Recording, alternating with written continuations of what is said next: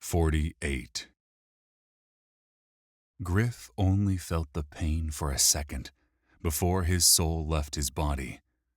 Once again, he stretched thin and was pulled through a singularity.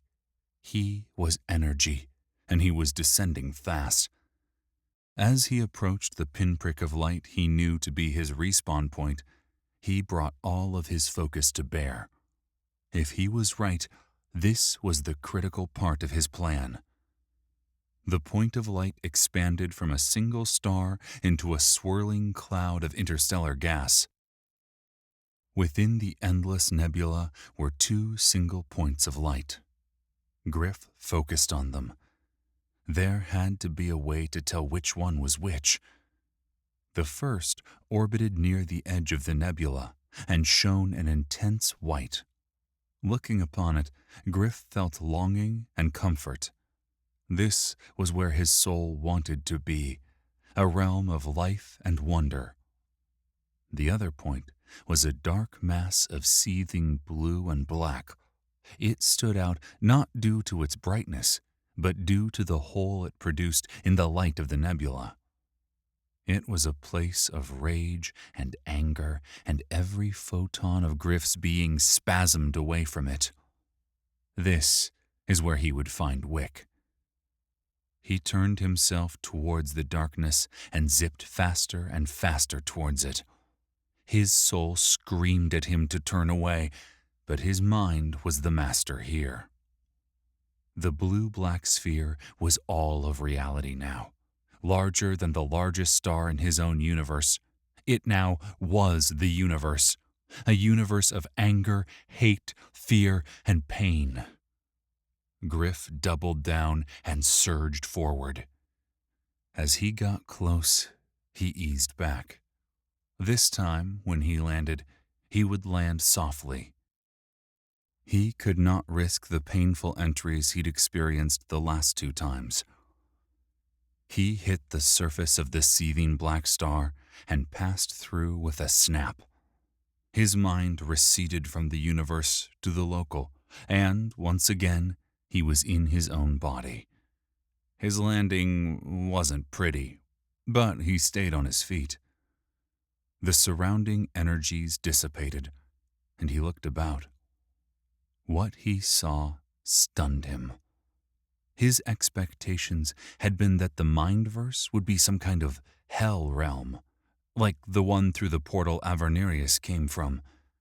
But this place was not.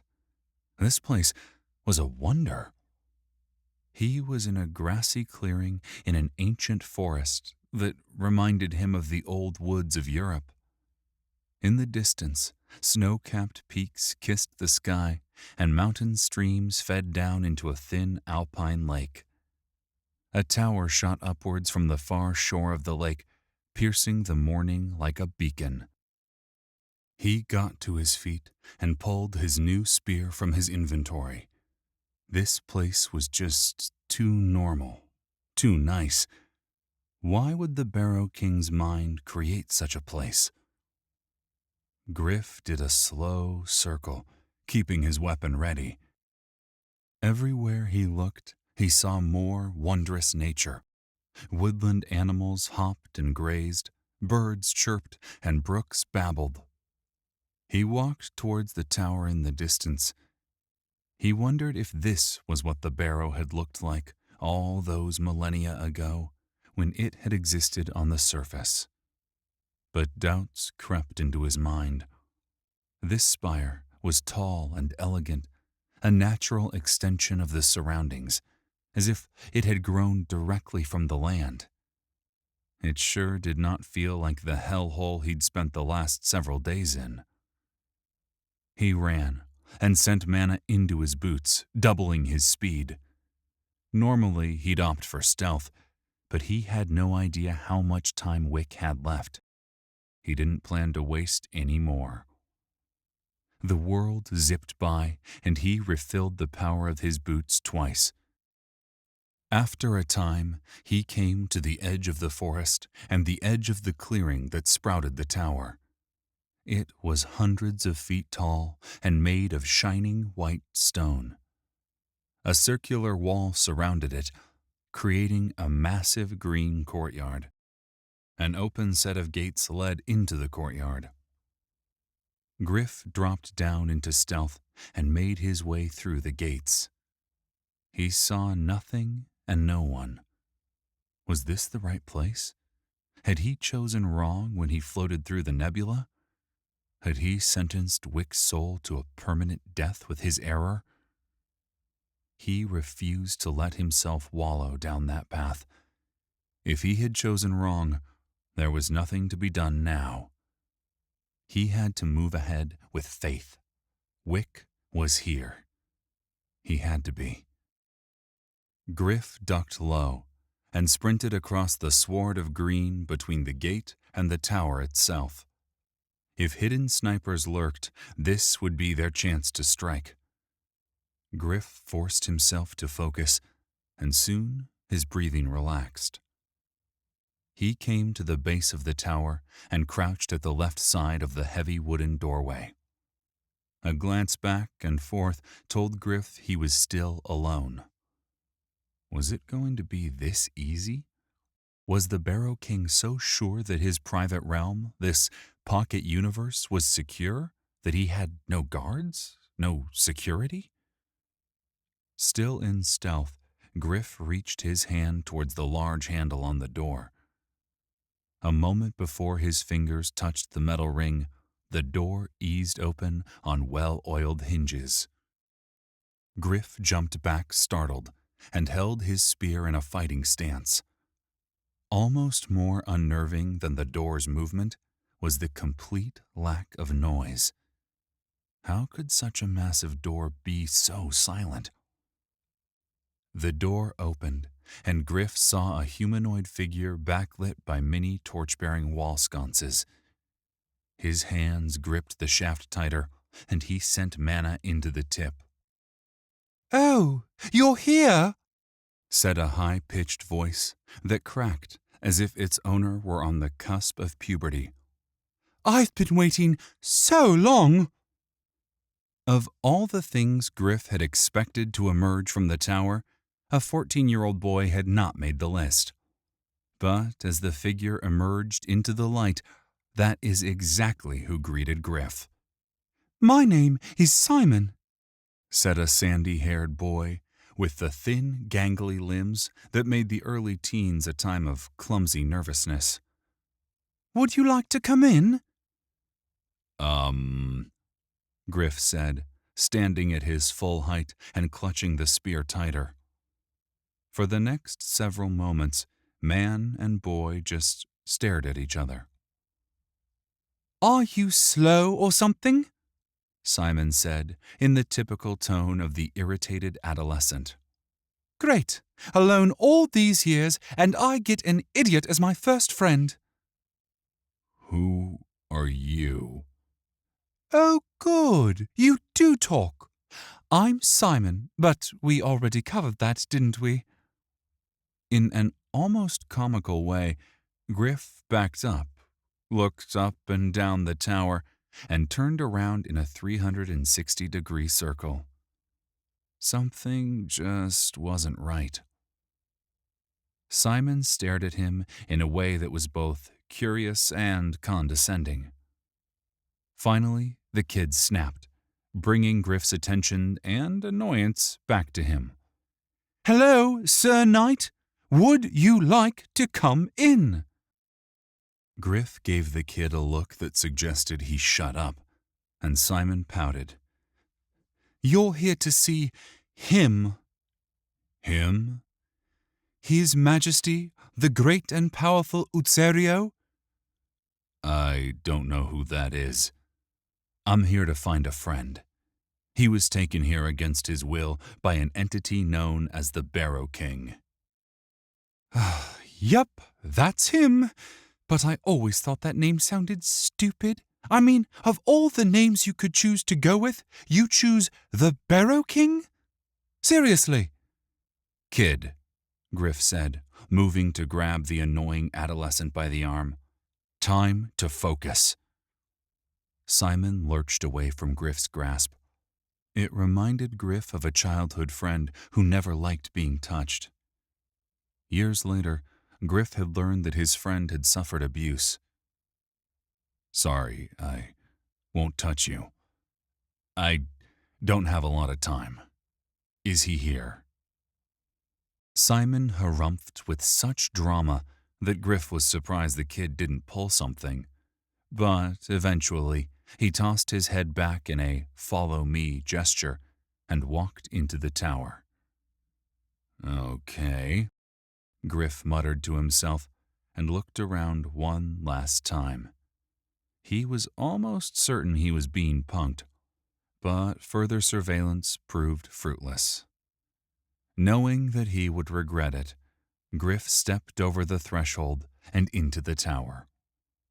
The inside looked exactly as one would expect. A large circular room with a ceiling that reached 100 feet or more dominated the ground floor. A few doors led off the main chamber, and 2 large staircases circled upwards. Gryph felt as if he were in some ultra-modern skyscraper, something you'd see in Dubai or Singapore. Instead of technology, archaic magics adorned the place. "So, he is here, your master?" "He's not my master," Simon spat. "But, yeah, His Majesty is here. Just got back too, so your timing is impeccable. He has a guest and told me not to disturb him except to bring dinner." "Dinner?" "Yeah, you know, the meal, lamb, potatoes, turnips, and jellies." Once again, Simon eyeballed Gryph as if he were talking to a moron. "Have you brought it yet?" "What?" "Dinner," Gryph said. His voice rose in ire. "No, I was just about to. Why, you want to help?" Yes, I very much do," Gryph said. "Okay." Simon shrugged in a way that said he didn't care either way. "Follow me." Simon led him into one of the side doors, to a small room that was unadorned save for a circle of engraved metal in the floor. Simon stepped into the circle and waited for Gryph to do the same. With some apprehension, Gryph put one foot, then another over the circle. He could sense the power that lay in the ring. "I'd stand still if I were you," Simon said. Gryph became rigid, like a statue, but gripped his spear. A moment later, the world folded and popped. His guts shuddered and nausea poured over him, and then the world folded again, and they were in a nearly identical room. Gryph's ears popped, and he nearly toppled. "What the—" "Portal circle," Simon said with a grin. "Guess I could have warned you." Simon didn't wait for Gryph to respond and exited the room. Gryph forced himself to recover. As annoying as this kid was, he couldn't risk losing him. The kid was just entering another door when Gryph exited the portal circle chamber. He clutched his spear as he lost sight of the kid and stumbled down the hall. The door led to a large kitchen. Inside was a wonderland of automation unmatched even on Earth. Food items prepared themselves, moving about in and out of ovens and pots as if unseen hands were carrying them. The smell was fantastic, and Gryph's stomach grumbled. It was then that he realized that the last real meal he'd eaten had been the food Doc had brought him the day before this entire nightmare had started. Gryph resisted the urge to scarf some food. For all he knew, this Simon was the Barrow King, and the food was poisoned. That would be an ignominious way to die and lose his Godhead. Poisoned by a bratty teenager because he was hungry? Simon snapped, and the food all drifted over to a silver serving cart. A cover slipped over the food to keep it warm, and a jug of wine slid over and landed next to the food. Ready? Simon asked. Hold on just a second. You need to answer some questions. Simon crossed his arms in the condescending way that all teens had of showing displeasure. Some things did not change, no matter what universe you were in. Simon stared at Gryph, and the stare said, "Fine, let's get this over with." "Who are you?" I'm Gryph cut him off with raised palms. "I know you're Simon, but who are you, and how did you get here?" The look of irritation fell from Simon's face as he thought, Sometimes I'm not sure anymore. It's been so long. I've served Utserio for so long I can't remember."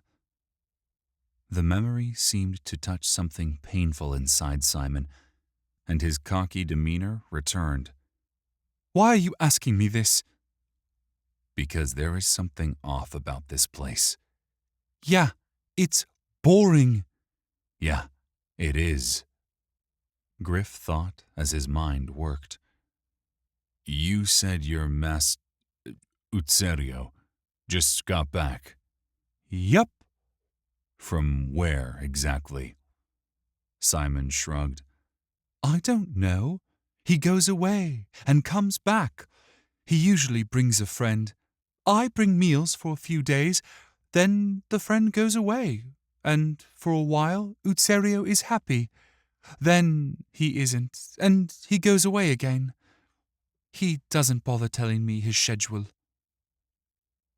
Gryph was piecing together the odd logic of this realm, but he needed to ask more questions. Wick's life, his soul, might rely on the answers this brat provided. "How many meals have you served him this time?" "This is the first." "Good. And how many do you normally serve before he goes away again?" Simon shrugged. "It varies." "Well, take a guess." "Sometimes one, sometimes a few. I never know until I bring up dinner and he's just gone." Simon shuffled his feet in a way that told Gryph he was hurt by it but didn't want to admit it. "Okay, that's good. Now, why don't you tell me about yourself?" "What you want to know?" Simon said, excited for the interest but also fearful that it was some kind of trick or joke. "How did you come to be here?" Simon screwed up his face as if the memory was painful and he didn't want to remember. After a moment, he shrugged. He stayed silent. "Come on, kid. You help me. Maybe I can help you. Take you from this place." Simon's eyes snapped up, an odd mix of fear and excitement in his gaze. I have to bring dinner," Simon said, shunting the hope aside. Gryph held back a sigh. This kid had some serious trust issues. He walked over to the cart and pushed. "Let me help you." Simon nodded, but said nothing as they exited the kitchen into a long hallway. After a dozen steps, Simon spoke up in a small voice. "I don't remember much. It was a long time ago." "It's okay. Just tell me what you remember." "Morrigan brought me. I think I was his manservant. Not a bad gig, all things considered."